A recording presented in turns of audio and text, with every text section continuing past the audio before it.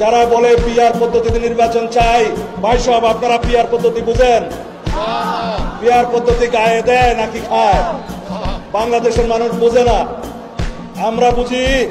এক এলাকায়, একটা সংসদীয় এলাকায় একজন নির্বাচিত হবে, জাতীয় সংসদের এমপি হবে, জনগণ তার সাথে যোগাযোগ রাখবে, জনগণের সাথে যোগাযোগ তার থাকবে, সেই এলাকার বিভিন্ন রকমের সমস্যা, আইন কানুন সম্পর্কে সে মাথা ঘামাবে।